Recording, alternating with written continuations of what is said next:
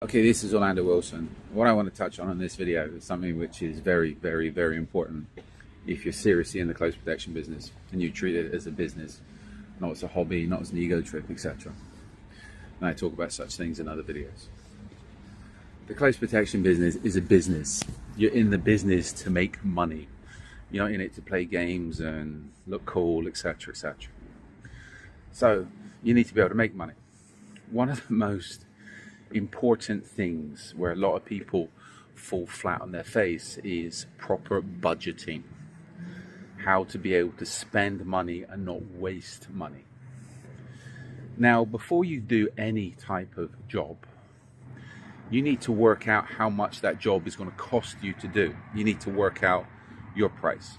And I've got another video out there about prices, etc., what you should be charging and taking into consideration. But you need to understand, firstly, how much the job is going to cost you expense-wise. Once you know how much the job is going to cost you expense-wise, then you can work out profit, etc. How much do you charge? Well, it depends on you, depends on the client. I would say charge whatever you can. Different situations different variables will affect your budget. So once you've got your budget, then you need to get the money off the client, etc. What comes next is how you spend that money. And if you have a budget and everything's been worked out and the client's paid and now you're in business, you need to ensure that you stick to that budget. I'll give you a couple of stories in a moment. I've had mishaps over the years, and it's usually to do with the training side of the budget, because I usually, as far as close protection is concerned, you pay the guys and that's it. People don't have too much leeway as far as spending the money. If you're putting people, and this is it, I think I threw an article up recently about this on wealth. A little bit of money can change people a lot. And a lot of people are not financially responsible, big time. Now, let me throw out a few stories to put it into context. Years ago, I was doing a course in one location. I had guys doing a course for me. I knew the guys, I met the guys. Simple course, etc. A little bit of exotic location at the time. When I arrived, I wanted to see, because the client, we only had one client coming in, tailored course, very, very nice, everything tailored, top quality. When I arrived, one of the guys that was dealing with me was like, I need to have a chat. Okay, why do you need to have a chat? And they started blaming other people about why they spent all the budget, including the profit. Not only did they spend all the budget, all the profit, everything, on apparently taking people out to lunch and doing this and putting on a party, the client had a really, really good time. But myself and somebody else wasn't too happy because I was out of pocket because there was no profit. And the guys had shot a little bit more ammunition they should had. And the person that gave them the ammunition, and I said it to them, it's like, look, they knew the situation. I said, look, I wasn't here. Your money was there for the ammunition. Your guys ended up shooting it. So again, this is where very nice people, excellent service. The client was really happy. But again, they blew all the budget.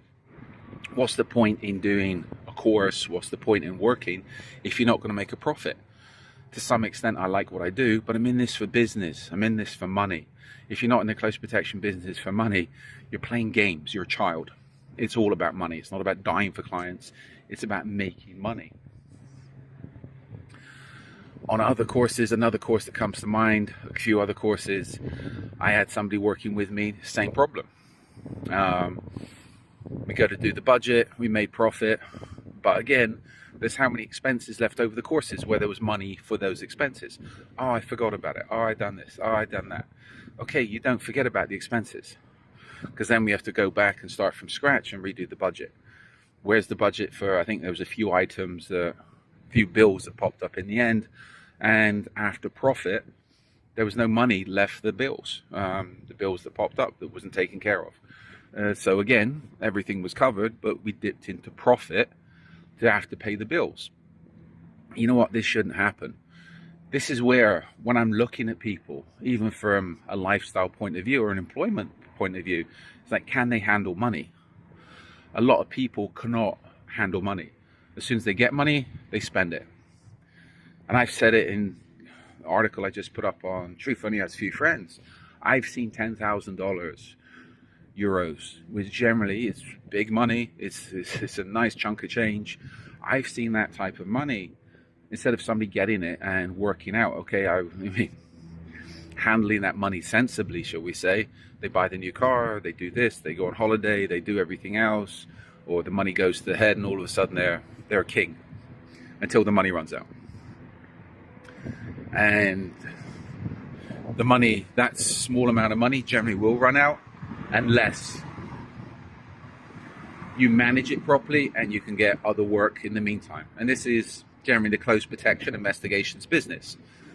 I make money, I save my money, I don't go blowing my money, and I wait until the next chunk of change to come in.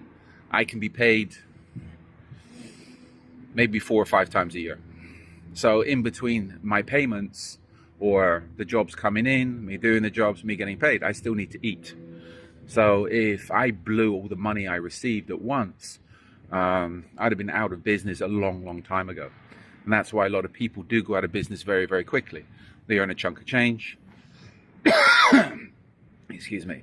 They earn a chunk of change and they blow it all immediately because they expect that because they're so wonderful and successful, they made a little bit of money. That money will be pouring in and people will be giving them jobs. Close protection business, investigations business does not work like that. You can have times of feast and you can have times of famine. The people that stay in business are the people that know how to survive in the times of famine. And again, it's not that hard as long as you have a little bit of discipline and you're not blowing all your money at once on things you never need, never use, or things you want just to look cool for other people. So, budgeting is extremely important in business, especially in a business like the close protection business, investigations business, where you might not be getting regular money and you need to be able to survive, as I said, in times of famine. So a little bit of advice there, take that into consideration. I've got articles up on this and I think there's other videos up on this.